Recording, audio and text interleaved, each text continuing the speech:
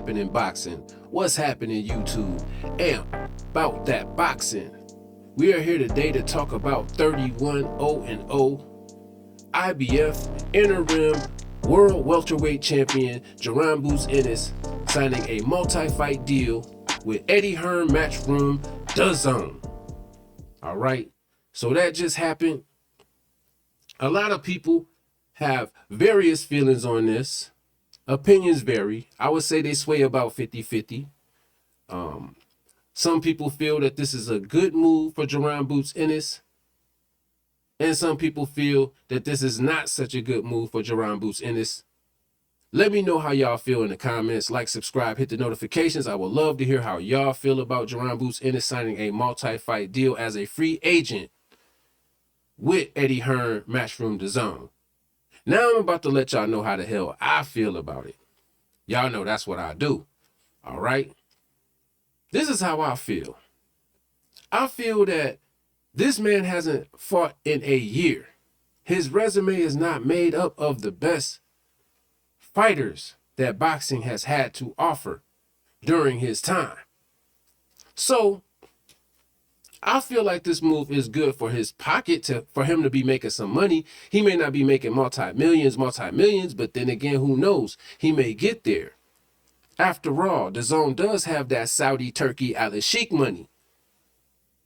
They do have some access to that, and he is the type of fighter that I think Turkey Al-Sheikh would like to see challenged by a real challenge.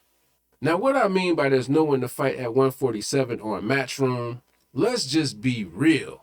Matchroom does not have a welterweight division in their roster. They have Conor Benn, who is basically their top dog right now as far as the name goes, Conor Benn. All right. So I could see them setting that up maybe as the first event. That's what I would do. Unless he wants to beat up on Cyrus Pattinson or Shakaram Giasov or Pat McCormick, because that's pretty much all they have over there. They don't have anybody else. Their only other welterweight is a female. That's Sandy Ryan. So Jaron doesn't have anybody to fight there. Now, we know that DAZN and Matchroom, Hearn, they often work with Oscar De La Hoya, but he doesn't have hardly any welterweights either. His best welterweight is probably Virgil Ortiz, and I don't know that Oscar De La Hoya wants to sacrifice Virgil Ortiz Jr. to Jaron Ennis, though I would love to see that fight. But I just think Jaron Ennis will beat Virgil Ortiz in a major way.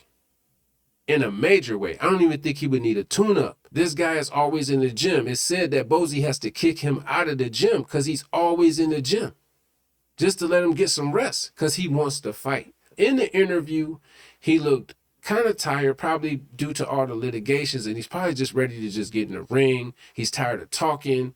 He's probably just ready to get in there and put somebody down. He said the next person that he faces, no matter who it is, he don't even care who it is, they are going to pay.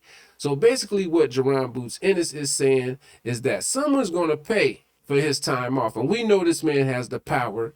He has the speed, the charisma. He has all of that, you know, but he still needs development. He needs real challenges. He needs to be tested, because beating up tomato cans, sandbags, and potato sacks ain't going to cut it. Now, another thing that DAZN does offer, though, is many overseas options.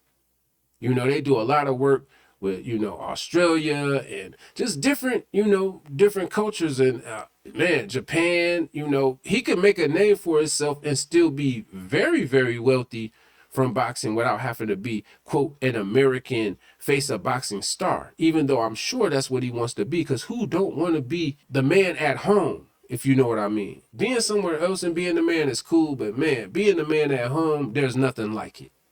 So I think that's what he wants. But I think he could take advantage and capitalize on some overseas opportunities to pump his name up on a worldwide scale level, then come back to America.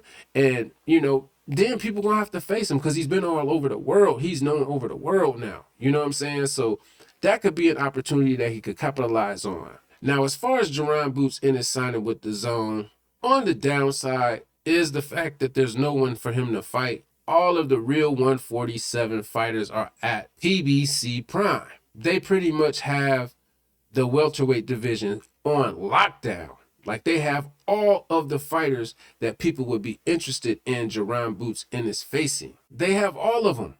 Go scroll through their welterweight division. If you was in your phone, you have to do that. You know how you swipe your finger up real hard and just let it just roll?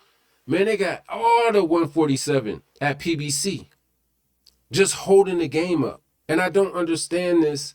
I'm sure guys are in contracts so they can't get out of them. But man, you sign a deal where if you sit around for months and not fight for a year, you still cool? The contract's still good? Like, what type of contracts y'all sign? Because I don't see any schedule on the PBC. They are on a fight-by-fight schedule right now. And that's pretty pathetic to me. You know what I'm saying? That's pretty pathetic when you can't show me your next 5 or 6 events. You don't have any dates for fights. It's pretty pathetic, PBC. Get it together, man. I don't know what happened with their first event. I'm going to be honest with you guys. I don't really be caring too much about how much money was made. It's not my biggest thing, but I know that is a way to determine whether or not a company may be around or not. So I am a little bit interested in what the first Prime PBC collaboration did. Number-wise, I'm a little bit curious. I will say that.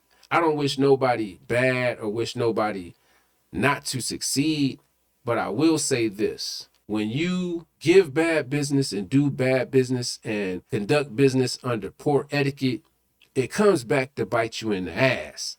And I think that the PBC took advantage of the situations that they had in front of them in earlier years, blew a whole bunch of money in the very wrong way, and now it's coming back to bite them in the ass.